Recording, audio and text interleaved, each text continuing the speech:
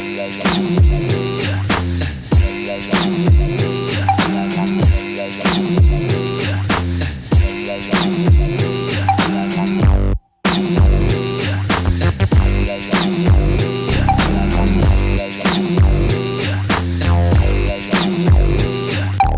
guys, I have with me here Lola. She's here with me at New York Comic Con in the Mark AR box. Tell me a little bit more about yourself. How old are you and how did you get into art in the first place? Well, I'm 11 years old and I guess I really got into art when I was 3, but I started with street art at the age of 6. My mom's friend had got me a spray marker, which is basically like this marker that writes on walls. But, of course, I was 6 years old and I didn't know you're not allowed to just draw just like that. I was drawing on this beautiful Bo Stanton mural. Luckily, it was just the background because I couldn't really reach higher. Joe Ficalora is the curator of the Bushwick Collective, and he drove by in his car with some other artist. He saw me doing that, started screaming at me. I was like, "What are you doing?" I was like, oh no. Yeah, that was kind of the feeling. That and like the ultimate 6-year-old feeling, oh no, I'm going to jail. So Joe walked over, obviously he was really mad because it's like his property and everything. I don't know how they managed to do it, but my mom and her friend, they somehow managed to calm him down, and he asked me if I wanted to be part of the Bushwick Collective. So that's what got you into art. That's an amazing story. So what do you find is like the biggest inspiration for your art in general? Well, I'd say my sister and probably skater girls, since I like to skateboard, and that's kind of a good example of how my life kind of revolves around my art and vice versa. How long have you been skateboarding for? A couple years, maybe 2 or 3. Do you know any cool tricks? Well, I'm working on my ollie, but it's like I know a few small ones. You know, it's like there's a Chinese ollie where it's like you use the cracks for momentum. So, Mark AR, how did you find using it? To be honest, I really like using it. Even if it was just a prototype, I thought it was a lot of fun. The color selection is good. I like the fact that you can use like a spray can. You can kind of just point it at any wall and you can just kind of do your thing. What kind of cool things do you think that you could use it for in the future?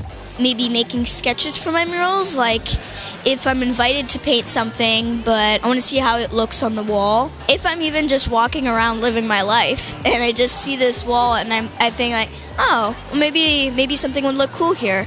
I can just take out Mark AR. Okay, well, now I'm going to sketch on this and I'm not going to get arrested for it. Do you know what I just thought?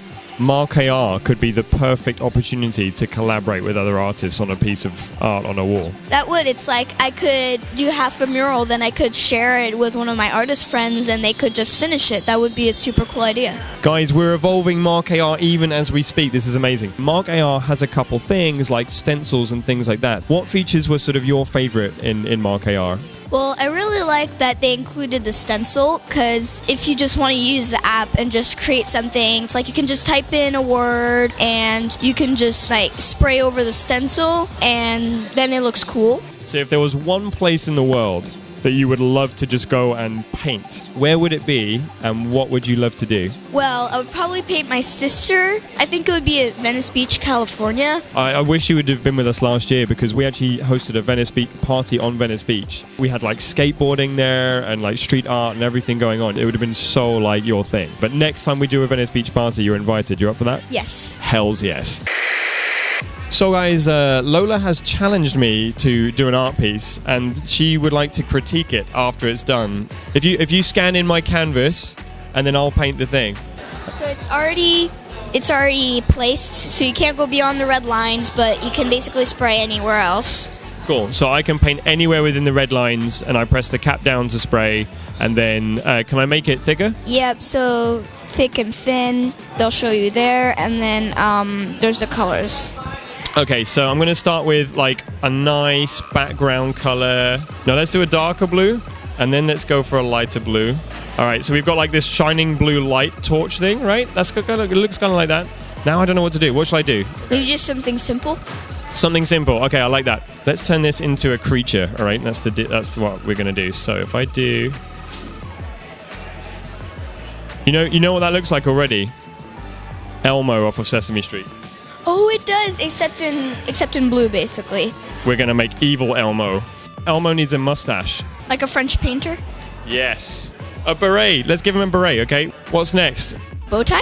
Let's go yellow. Why not? There we go. Elmo's French evil cousin. Can you give me your critique? What do you think of my masterpiece? And be gentle. Okay, I like the bow tie. And I like the blues, how they kind of get lighter. I don't know about the rest, though. What do you mean you don't know about the rest? Well, the mustache needs work, honestly. Out of 10, what would you rate me overall? I'd say a 5.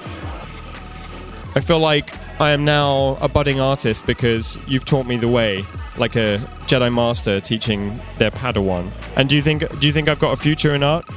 Maybe with practice. Okay, I'll practice a little bit. We'll see. Maybe once I get Mark AR on my hands, I can practice a little bit with that.